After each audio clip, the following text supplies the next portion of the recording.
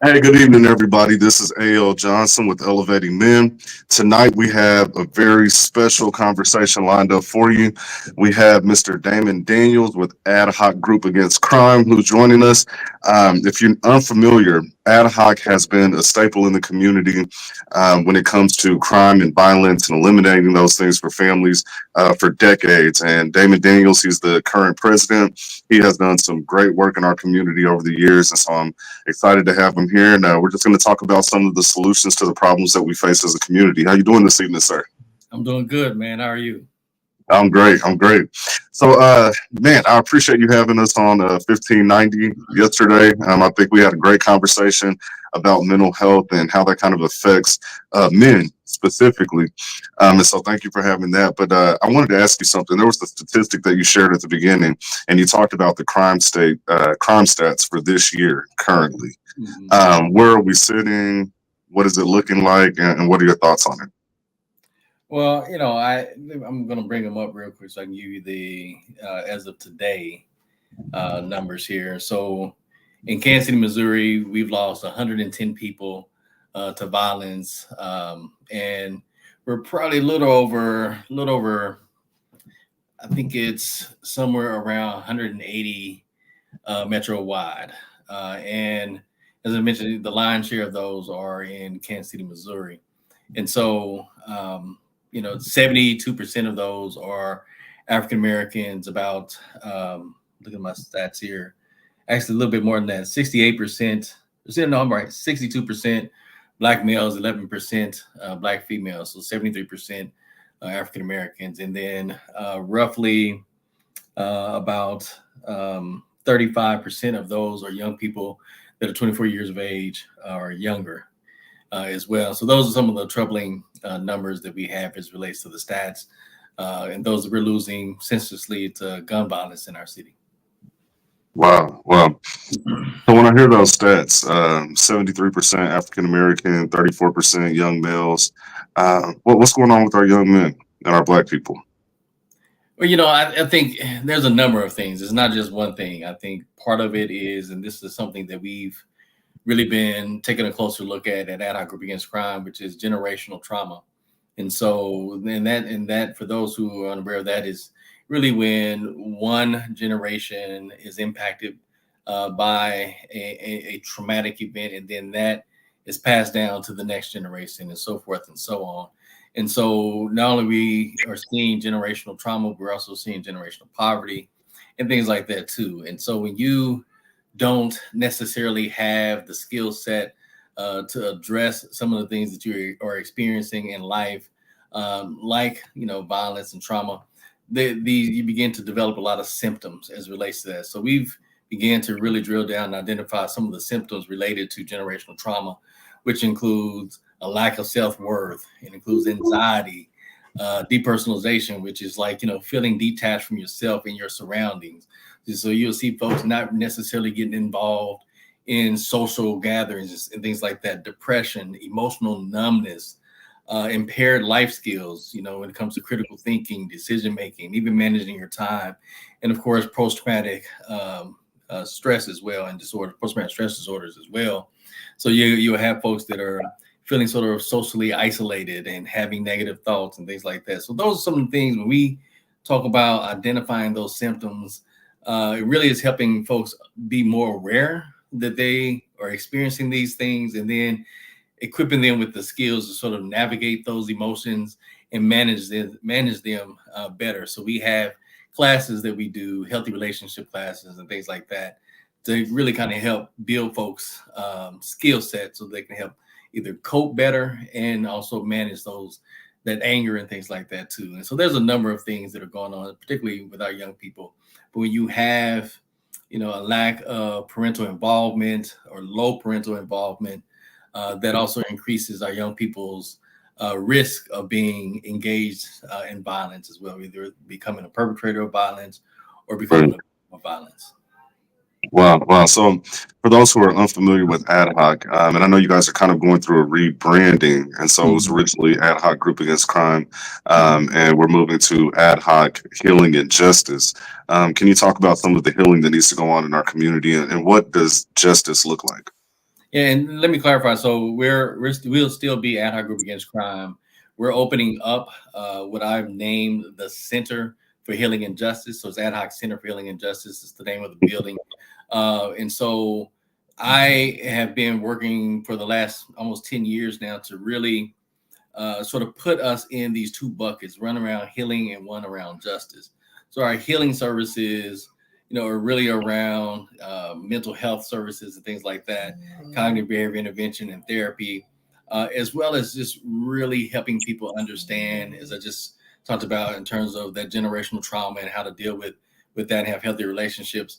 And then on the justice side of things, for a long time, AdHoc has our focus has been as it relates to justice, criminal justice, and so making sure that we're helping solve homicides and things like that, and working to reunite families with missing persons and runaways, youth runaways, things like that. But I really believe that our definition of justice has to be broader, and looking at economic justice, looking at environmental justice, and things like that too. And so for us, it's about meeting people where they are and not leaving them there, and working with them to help define what is justice for them. We know that street justice is not justice at all. All it does is add more destruction to our families and our communities. And so we really want to meet with those folks who are suffering and surviving these violent acts, and walk with them as they journey to really help them and help us work with them to define what real healing, what real justice looks like for them. Love it, love it.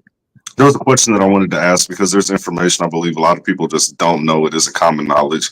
Outside of this, I do sell life insurance. I've been doing that for the past 15 years. And I know in a lot of these instances of, murders that happen in our city, we have these young people who have no life insurance. And so the parents, they have to figure out how to, bury their loved ones. There's definitely a strain in that area financially. What are some of the resources that are available at the city level, or any organizations that can maybe help take care of that? And what does that process look like? So for those who lost loved ones to violence, there's something called the Crime Victims Compensation.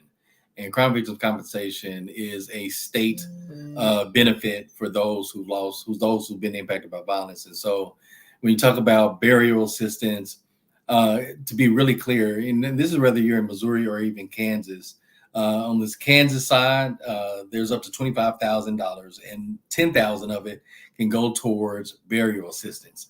Now, you have to keep in mind, whether you're Missouri or Kansas, these are reimbursable expenses. And so folks still have to find a way to pay for their loved ones. And so if you don't have life insurance, you're going to have to figure out a way, excuse me, to pay for that. And there's some funeral homes that do accept crime victims compensation, and they will work with families in terms of putting down a down payment and working with them to pay for that, and knowing that they'll get reimbursed on the back end. But very few of them are doing that these days because it takes so long for them to receive that reimbursement.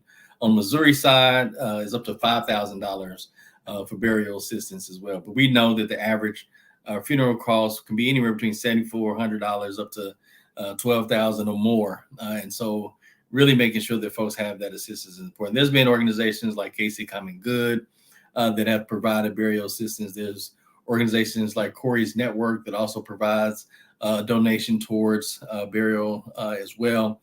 But there's very little assistance for folks that don't have life insurance and are struggling to pay for their loved ones. Now, Jackson County does have an indigent care burial assistance, but to be eligible for indigent care burial assistance, you can't have any other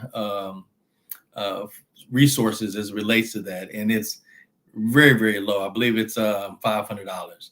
And that really just kind of goes towards maybe cremation or something like that. So it's very few services when it comes to that. But the other assistance as relates to that crime victims compensation also helps with reimbursement if you have taken time off from work, or medical bills, unpaid medical bills, those sorts of things.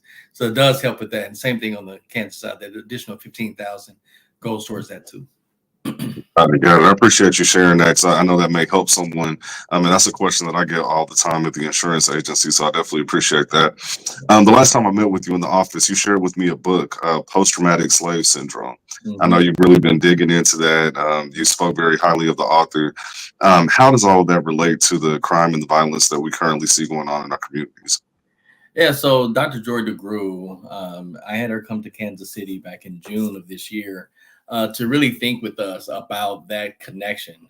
She's a renowned author and researcher and educator. And some of the dots that we were trying to connect with folks to help understand that, particularly communities of color and particularly the Black community, when we talk about violence, it's more than just gun violence we're talking about. We're talking about racism. We're talking about economic, and it's very systemic as well. And so all of those external factors contribute to our suffering. And it also contributes to some of those symptoms that I mentioned earlier in terms of depression and all those things. And so when folks are not, when folks don't have access to the resources and they are experiencing a lot of inequality and discrimination and racism, it makes it all the more difficult to operate and function and be more productive in our society. So for us, it was just a way of understanding the historic nature of how we got here, but also understanding that not much has changed when you look at whether it's policing or where you look at how people are taking out diversity, equity, and inclusion, or how investment really happens in our community, or how it does not happen in predominantly Black communities. And so really looking at some of those factors that when you talk about addressing root causes of violence, we have to understand that the way things are designed to be that way. And we have to recognize that. But we also have to recognize the fact that we have not healed. And that's part of my message as well. And when I think about the Center for Healing and Justice, just recognizing the fact that in Kansas City, everything in terms of the redlining east of Truce, and how when you look at where homicides and violence and crime is happening, even though it has spread it. And that's some of the things I try to tell people, to look at our community like a body. But I come to that next. But this understanding how segregation and some of the racialized policies have contributed to the concentration of poverty, which then has given birth to much of what we are seeing, these symptoms of those racialized policies, the crime and things like that, the education systems and how they've been impacted by divestment and segregation and all that too. And so we as a community, we as a city have not healed from those policies and the things that have occurred and the consequences behind them. And so we've been kind of pushed along without any kind of restoration, if you will. And so part of what our time was with Dr. DeGrew and what we're doing over the next year is really diving into that and to kind of understand the wound and how deep that wound goes before we can move towards that healing process too. And so I love that. yeah, and I just kind of finish with just one little quick piece. So like what we're seeing as relates to the crime across our city now, like we're looking at what happened in Brookside and other places and the theft, like all of these things have kind of spilled over. And it's because there's been such a mindset that, oh, that's happening east of Truce or on the east side of Kansas City or those poor folks over there. But we've yet to really look at our city as a body, right? And so that's why we look at violence and take a public health approach to it, because if we really think about our city as our body, if you think about it, you got some illness in one part of your body and you don't deal with it, it begins to spread. That's right. And whatnot. And that's what has happened here. We didn't address it. We didn't really deliver real healing. And so now that disease, this deadly disease of violence, has begun to spread. Wow. For those of you that are just tuning in, I'm having a conversation with Damon Daniel, president of AdHoc Group Against Crime. They do amazing work in the city as it relates to justice and healing our communities. And so we definitely appreciate having him on. We're going to take a very quick commercial break and we'll be right back.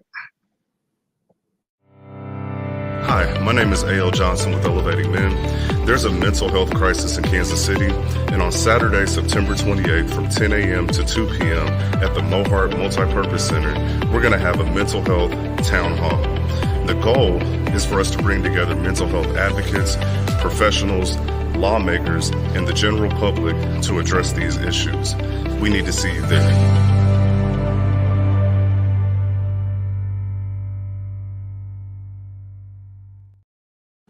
So, Mr. Daniels, you are actually going to be at the event that they just saw the commercial on. Can you talk to us a little bit about why you feel that it's important for members of the community to get involved with local government as it relates to policy changes that can improve mental health?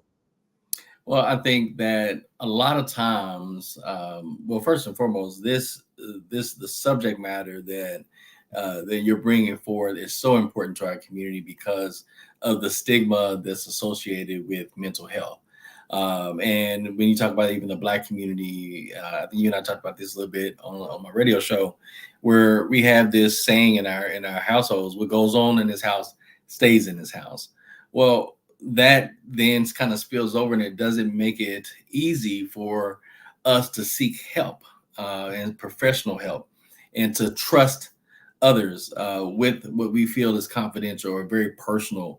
And sometimes embarrassing to us. And so having access to resources and to people who are experts in this field is so important. And it's also important to engage government because not everybody can afford these things. And so, and if your lifestyle, if your upbringing and your culture has not been very inclusive when it comes to these kind of resources, you don't know how to sort of budget for. You don't know how to sort of create space for that. And so it's important, and it's incumbent upon community members to let those who represent us, whether it's in government or otherwise, know what's important to us and how we need to have access to these various resources. And so it's important to engage our elected officials so that they know how to prioritize the budget, and where they are funding some of these priorities, and how then that we can leverage those resources to underserved communities. You know, I read something that said the only way that we use our voice is to complain. You know, we don't show up in the rooms. There's very low voter turnout. When you have town hall meetings, you know, nobody's there voicing their opinion, speaking to the representatives, the city council, letting them know where the funds need to be directed, what they're seeing in their communities. How can we change that? How can we improve that? And what is it in our mindset that really just keeps us from engaging the way that we should? Well, I think first and foremost, we need to hold those who are in positions of power more accountable. So that means we do need to show up. We do need to be asking questions. We do need to be letting them know what's important to us. And when we see that they are not operating in our best interest, then that's when we need to exercise our right to replace them as well. And so our vote is our voice, and it certainly matters. We're seeing that now on a national stage with the presidential election, but it's also extremely important. I try to tell folks this even as relates to the criminal justice system and the importance of voting. When you talk about being going through the court system and being judged by your peers, very seldom are you, especially if you look like me, that you're going to see your peers in the jury pool. And that's because jury pools are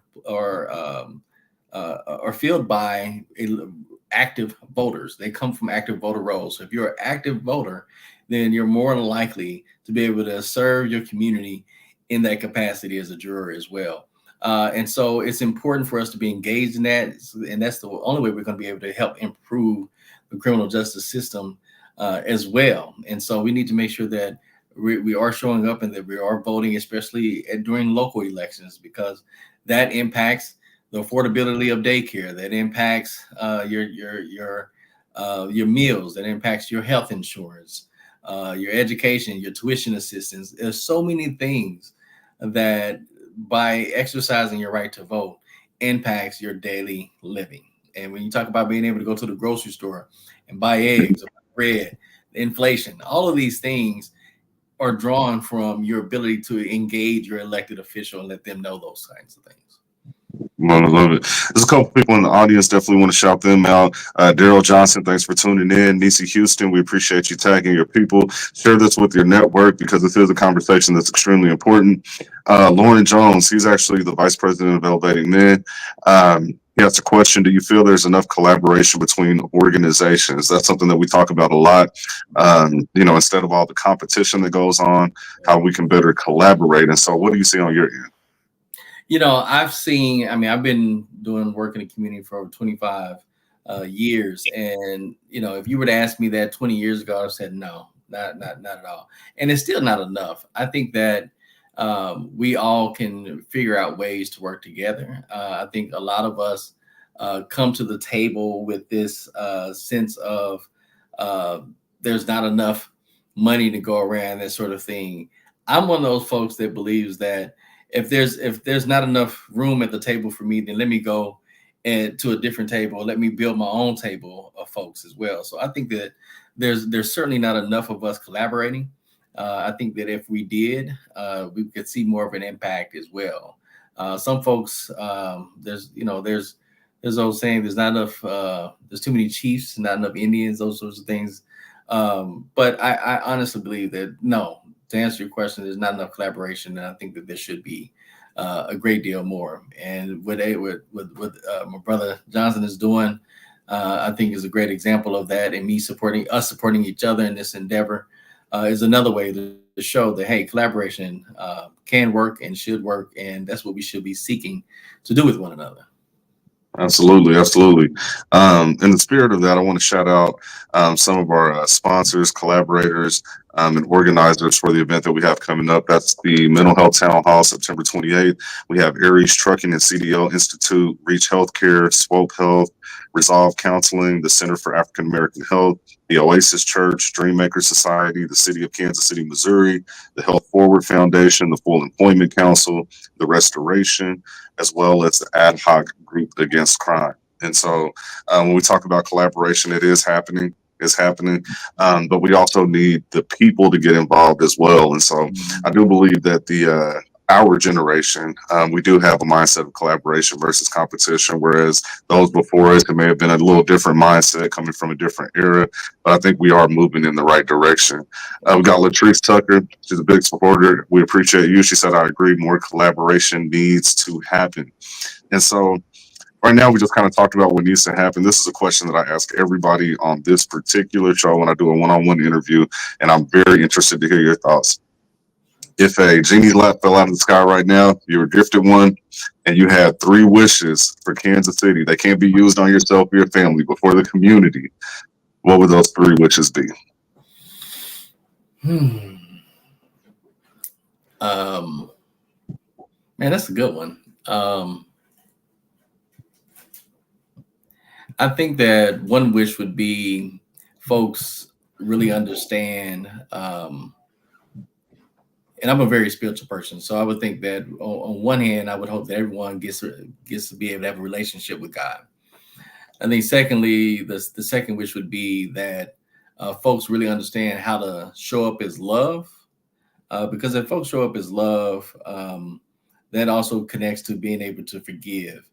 And what we're seeing as it relates to violence in our city is people's inability to resolve conflict without violence. And so if folks learned how to show up with love and forgive, that'd be great. And then I think, from making another wish, it would be for everyone to be financially well off, I should say. I'm sure there's a better way to say that. I love those. Those are great 3 wishes. Great 3 wishes. You have $1 million. Absolutely, absolutely. So before we wrap this up, there are a host of services that AdHoc offers. Some of them I don't even think people are very aware of. And so could you just give us a rundown of everything that AdHoc does for our community? Well, I'm gonna try to be as concise as possible with some of these things, because I found if I begin to give you the laundry list of things, it could be a little overwhelming. So just to kind of put them in two buckets, on healing side of things, as I mentioned earlier, we provide free grief counseling for individuals and families impacted by crime and violence. But our counseling goes beyond that as it relates to just grief. We also do anger management. We do cognitive behavior intervention and therapy services too. We also offer diversion programs as well. So if we have folks that are low-level offenders, we have a partnership with the Kansas City Municipal Court. We are a designated organization that can help with diversion, so that folks don't have to necessarily go to jail. They can come to our office and they can enter in one of our programs to where the judge will help them not put them in jail. On the other side of things, we do employment readiness programs. We have crisis support.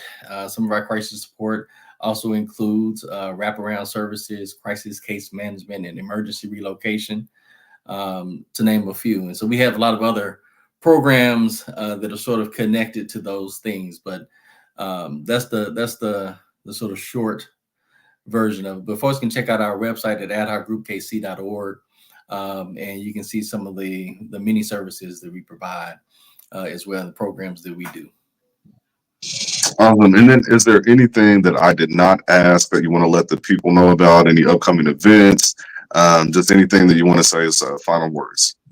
Well, yeah. Well, first and foremost, if you're not following us on our socials, please do so. All of our social media handles is AdHoc GAC. And that's whether it's Facebook, Instagram, or TikTok.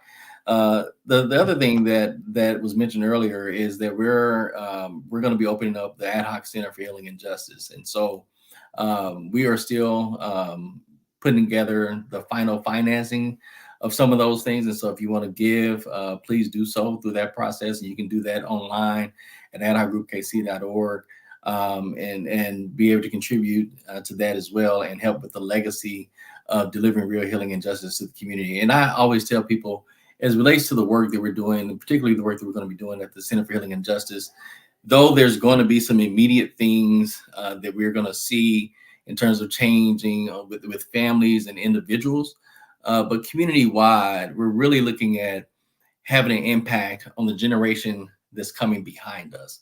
So everything that we're doing, everything that this center is about laying the foundation for the generation that's behind us. And so just know that we're really working towards getting upstream and dealing with some of those root causes, but we recognize the fact that you can't legislate behavior, and you really have to work with individuals and families and provide those services and meet them where they are. And that's what that center is going to be all about. And so you can be a part of that effort as well, and join us in that endeavor. And if you have any questions, you always give us a call at 816-753-1111.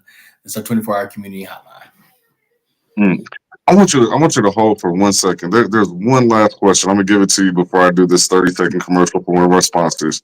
But I want you to fast forward in your mind to, say, the year 2050, right? AdHoc has done the work. Elevating Men has done the work. SWOPE has done the work. Reach Healthcare has done the work. All of these organizations have come together and begun to collaborate. We've united. We've become one, and we've really worked on our communities. I want you to tell us what that looks like, what your vision is before we close out. Before we do that, here's a quick word from one of our sponsors. Okay. Getting your CDL is more than just earning a certificate. It's about creating a balanced life and prioritizing what matters most. At Erie CDL Institute, we understand the importance of mental health, work-life balance, and spending quality time with your family. We're here to guide you into a rewarding career that not only supports your financial goals, but also allows you the flexibility to be there for your loved ones. Let us help you take the wheel of your future, because a fulfilling career starts with a healthy balance. All right. For those of you that may have just tuned in, we're here with Damon Daniels, president of AdHoc Group Against Crime. I asked him right before that quick break, what does it look like if we were all to come together, collaborate, and really heal our communities? Damon, what does it look like? What's the vision? To me, it's a true village where everyone is a resource, but everyone is also being productive. Our children have the confidence and the resources that they need to be successful, and they approach everything with the confidence that they will achieve their goals, and they have all the support that they need to do so. I think that also means that there's almost zero crime and violence in our city, and that everyone has access to health care, and we're living a healthy a lifestyle. All of us are. And that our grandkids and and all of those who are coming behind us are going to inherit wealth as well, and they're going to inherit healthy living and healthy lifestyles to keep that for every generation to come. And so that's what I am hoping that happens and what it looks like. That's the beautiful vision. And if you are watching, we want you to support the AdHoc Group Against Crime. And you can visit them at AdHoc KC on all social media. Get behind their movement. They're doing some wonderful things. I can't wait to see the Center of Healing and Justice. I know it's going to be impactful on our communities for years to come. We appreciate every single thing that you do for our community. I can't wait to hear your address at the Mental Health Town Hall. For those of you who have not reserved your seats, you can go to elevatingmen.eventbrite.com. Reserve your seat. It's 100% free. Your voice needs to be heard. You need to be in the building. That's September 28th at 10 a.m. We definitely want to see you there. But hey, listen, we have a lot of things going on at Elevating Men. I'm going to make a couple quick announcements before we go. Make sure that you don't miss what we have going on. And so this Saturday, if there are any men in your life, we want to invite them out to the Man Cave Prayer Breakfast. This is something that we put on every second Saturday of the month. We get together, we break bread, we fellowship. And this month we have a special guest speaker, Brother Michael Long. He's going to be talking about the power of healing and transformation. And so it's going to be powerful. You don't want to miss it. Doors open at 8:30 a.m. We're going to go from about 8:30 until about 10:30. So we won't have you there all morning, but I promise it'll impact your life in a positive way. You don't want to miss that. Also, every Sunday morning, we have motivational moments with LaRon Barnes. He's our life coach and motivational speaker for Elevating Men. From 9 a.m. to 9:30, we talk about getting your mindset right, giving you tips, tools, and strategies so that you can live your best life and go into the week with power. Tomorrow evening, I skipped one. Tomorrow evening, we got Dr. Travis Bryant. He's going to be doing a course called Managing Masculinity. And that's going to be at a private location with a small group of men. We've got 1 or 2 seats left. And so if you're interested in that, inbox me or send a message to the Elevating Men page. And last but not least, again, this is our Mental Health Town Hall. We have a star-studded panel. We've got Senator Barbara Washington, State Representative Mike Johnson, Mr. Damon Daniels, who's here this evening, Nicole Garner, Executive Director of the Center of African American Health, Caleb Adegoke, who's a licensed therapist, Jessica Doan with Resolve Counseling, Chandra Green with Soul Mind, great community partner, and Tony Vaughn, who's with AdHoc as well. And so you don't want to miss out. Again, you can get your free seat reserved at elevatingmen.eventbrite.com.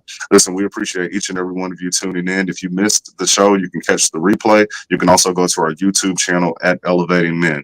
But we appreciate all of you. Have a good night. We'll see you next time.